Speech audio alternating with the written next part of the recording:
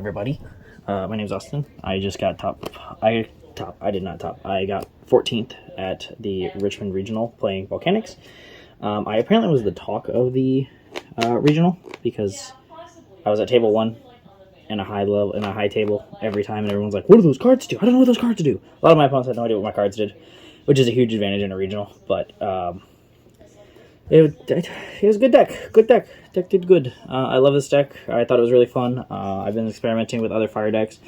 Before the event, I was torn between Vanadium or this, and because I'd been playing Vanadium since it came out, and all those cards got announced and were released. I ended up just saying, you know what, I want to play fun. I think I have my invite.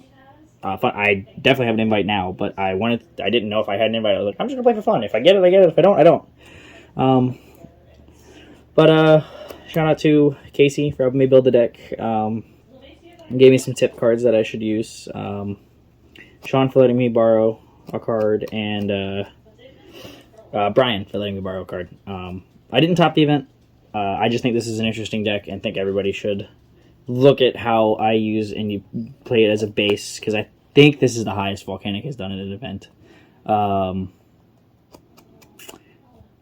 I still personally don't feel like I topped, but I felt like I did very well at the event. I lost twice, and that felt good to me. But I played 3 Troopers. You have to play this card. This is a 1 card. This card does everything for the deck by himself. He's actually a full 1 card combo by himself onto like a standard. In a standard engine deck, he would be a 1 card combo for if the deck had a lot of extenders. The deck doesn't have a lot of the deck does not have a lot of extension pieces. It does have a lot of good cards though. That would be Rimfire as one of them. This card is insane. You have to play this at 2. I considered 3. It's straight too bricky at 3. But 2 is the perfect ratios for this deck. 2 is perfect. Shell. Shell is a great card. Shell is a fantastic card. You have to play it in Volcanic because it facilitates a lot of the deck, and deck thins your deck because you can just keep reusing it over and over and over again. I just had people not read these cards, so I would just keep adding it. The 1 of Emperor. You don't play more than 1. It's way too bricky if you play more. I tested it with 2, 1, 3. 3 felt horrendous. 2 felt okay. 1 felt perfect. Because I don't want to draw this card. I would prefer to leave it in my deck and just deck thin it and just make my board emptier. Greatly, I would love if this card did more, but I think it's the best card in the entire deck. This card does everything for the deck. I get a additional special, I get a special summon, I get to pop a card on the field, I get to deck thin, because you have to deck thin this idiot, but you just feel good. It felt really good because there's a lot of boards where I was just like, activate effect, target your little knight. And I can send Rimfire or Shell to the graveyard for free, essentially, to get rid of it.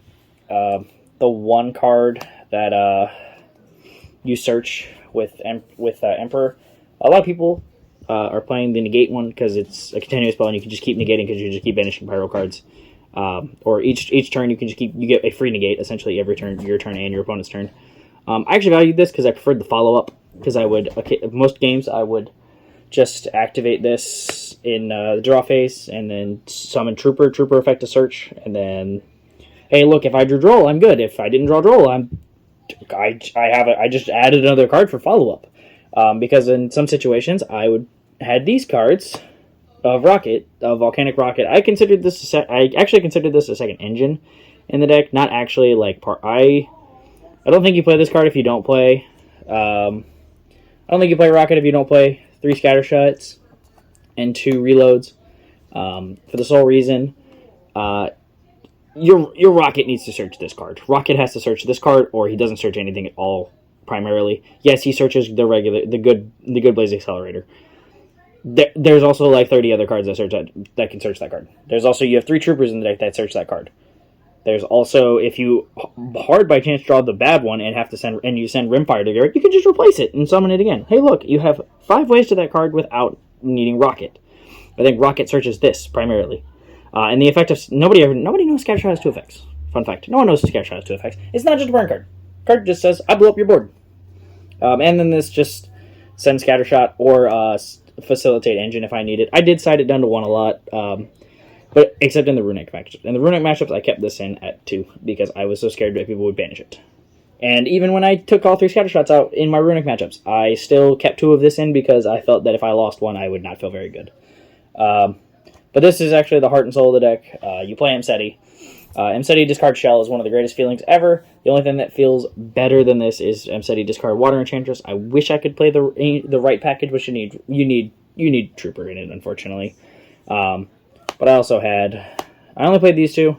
Nobody knows what this one does. Fun fact. At least most of my opponents did not know what this one did. They would ask. I would tell them he draws for monsters that when monsters leave the field or a card leaves my field, I get to draw for the main monster zone. They still didn't care. They would keep. A lot of people just did not like Emperor's burn damage that he kept doing every time they'd special.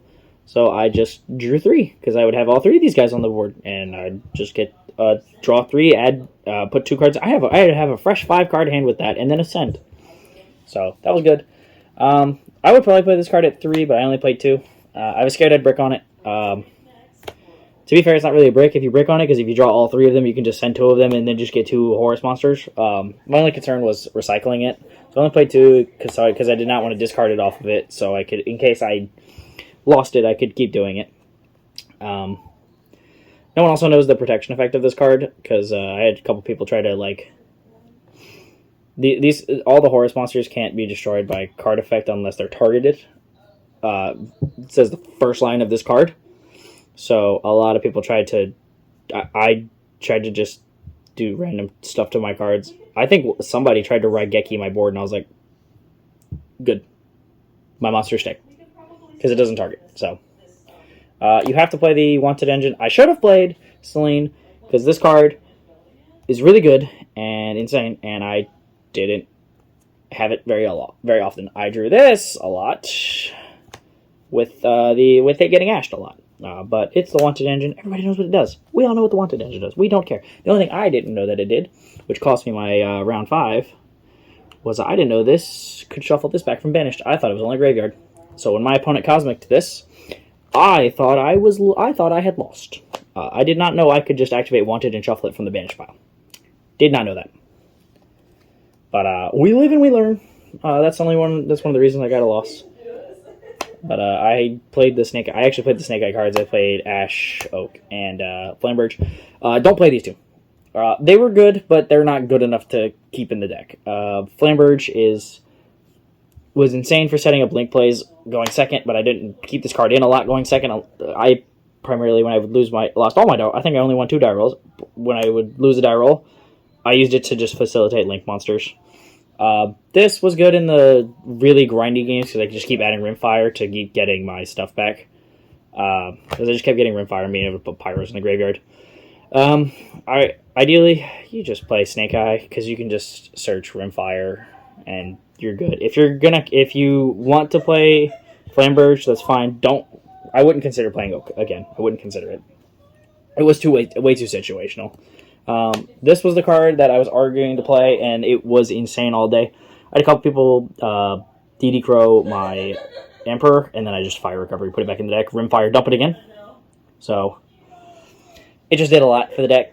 It just kept letting me put my Rimfire back. It kept letting me put my Emperor back. It let me put Ash Blossom back. It let me put Hita back. It lets me put Sunlight Wolf back. It just lets you put any extra that's a fire monster back. It let me put Coach King back, for Christ's sakes. Like, this card's insane. Why is no one playing? This is one of the best fire cards I've ever read in my life. I facilitated my discard engine with Fenrir. While it is a good card, I don't think the effect of him came up more than I think the only effect that came up every single game I played him was, I would like to add another Fenrir to my hand so I can discard it with Mseti or discard it off of Trooper. That was primarily his engine, is to be a discard engine, and just a big guy. He's just a big guy. The only hand traps I played was 3 Ash and 3 Imperm. That was all I played. That was all I played. Let's move on to the extra deck. The extra deck was fairly simple. 1 Link Karibo. You need it. Is a good card. Anima is good card. You need good card. I was between this or Almirage. You play this because a lot of people don't pay attention to those zones. You just summon Rimfire, summon this, suck up their monster, and you get a Rimfire dump. So, good card. This could go either way. The Dark Charmer could be, ironically, any other Link too. It also could be Dark, because Dark and Dark. That was actually primarily my way of using it, was with these two guys, is how I summoned it half the time. I didn't actually really use Msetti as a Link material a lot, because his effect is just way too good. But Dark, good card. I think you should play Dark. I also think you should be playing Hita and Sunlight Wolf. This was insane for a lot of my matchups because I was playing Runick, so I would add back Ash for the Fountain. I would add back Ash for Labyrinth. I would add in Dragons. It was alright for the Mag search because you would just grab this back, search with Mag. Everyone's playing Ash Blossom, so you just you use this for Ash Blossom to facilitate your Link plays. Or if they're playing, if you magically find somebody who's playing a Fire deck, you just take their combo pieces. Because one game I took someone else's Hita and just made Hita. This is also good for Little Knight because you just target Little Knight and now you have the Little Knight. Or if they by chance play IP, you take their IP, make another IP. This was a card I was considering cutting, but I ended up keeping it because it's just a good card because it lets you go into this on your opponent's turn and banish one of their cards, and go into this on your opponent's turn and shuffle one back. I didn't play Selene like I said. I probably should have. I know the extra card I would cut for it. I kind of want to play 2 of this. 2 feels really good for this card. I think you have to play 2 of this card maybe, but you also may only need to play 1, but I think you play 2. I played 2 Link Force. I played Access Code because, you know, if you're playing Unicorn or Selene, you go into Access Code because this clears a board, this clears a board, and this clears a board. It's actually technically 1 card gone because you just discard Shell, and it's free. The other link for it was the Omblue Whale. I got a head start with this card. I summoned it only because I had Flamberge Dragon. Flamberge Dragon would just summon 2 level 1s, level 1 fires, and then I have extra lake material to go into whatever I want. I also would make it for in case people would pop it, because I would primarily make it with the 2 ones they summon and then Little Knight, so if they destroyed this, it would summon Little Knight back. Or if I needed it to summon, like, Sunlight Wolf or Heated back, or IP back, I would have them. This is all I played for Link Monsters, though. That's my only Link Monsters. The mandatory Xyz monsters you play are Coach King, Photon Lord, and Typhon. These are the 3 Xyz monsters you have to play in this deck for the Horus Vanadium package, at least. Or Vanadium, Horus Volcanic deck, Horus anything. I think if you're playing Horus, period, you have to play these 2 plus Typhon, because it was really funny to just be able to summon Volcanic Shell, overlay into Typhon, and then just clear their whole board, and then activate Blaze Accelerator and do everything in the graveyard instead of doing anything on field. So that felt good. The card I know you need to play but didn't summon once because it never came up was Dingirsu. I think you have to play Dingirsu for all those untargetable monsters that just have to be sent to the graveyard and stuff like that. Or untargetable cards that you just have to send to the graveyard, like King Sark and stuff like that. Like, if your opponent ends on, like, this guy, and King Sark, you can just summon this, go to battle phase, attack over this, and then use this to send the King Sark. And now you've just outed the whole Horus engine with your own Horus engine, essentially. The card I would cut for Selene, but also still felt really good playing Zombie Vampire. I played a Tier opponent. That card definitely did not come up against Tier. But I still think you should play it. I just think it should be Selene instead. Milling Force is really good because you can mill Rimfire, you can mill Shell, and then you can also mill mill Scattershot, and then you're good. Because you just feel good. It does feel good. The side deck is very not standard for a lot of people. Like, this card is standard. Droll. You have to play Droll. We're in a Droll format. You're either maining it or siding it, no matter what. It's in your deck. Kurikara. This is in every... I think this is in every Snake Eye Ash deck. Any deck that plays Snake Eye Ash, because you can just search this. I don't know if you play this card going forward. I don't know. Personally, I think you should, because it's a going second card. If you hard open Ash, you can just normal summon Ash. Search Kurikara. And then they have to respect the board, because if they play with their negates unwisely and they leave them all on the board, you just Kurikara summon, destroy them all, or tribute them all. Go to battle phase, attack for a lot, and then if they had Baron, you just summon it back. If they had Dispater, you summon it back. You just do a lot. That was the only monsters I played on the side. I played 3 Cosmics because I respected Centurion. I respected Lab. I respected Runick. I respected those decks, and it paid off because I played 2 Runick opponents, and this just hit the Runick field spells. I can't do anything about that. So, that felt really good. The package, everybody should probably... I may consider cutting. I may not consider cutting this going forward, but 3 thrusts. 3 thrusts. I think this card's really good. I think it's getting a reprint. That's nice. It'll be an Ultra. Sean gave me one of these. Shout out to him. I forgot to say shout out to Brian for the card he gave me, which is the Photon Lord. Photon Lord is too expensive for me to buy, especially with it getting a reprint around the corner. I was not paying for that card. I just knew somebody who had it, and I was like, I'm either borrowing that card or I'm going to have an empty extra deck slot. I will figure out which one later. And when I got to the event, he said I could use it. But my thrust targets were, for spells at least, were Soul Release, and then the tech card I thought would be really good, but I did not play any good matchups for it. Made to order Mermaid Outfitter. Everyone knows what Soul Release does. Target 5 cards, banish them. They're gone. Cool. This came up for the sole reason I could also banish my fire monster, my pyros, so I could just burn for more.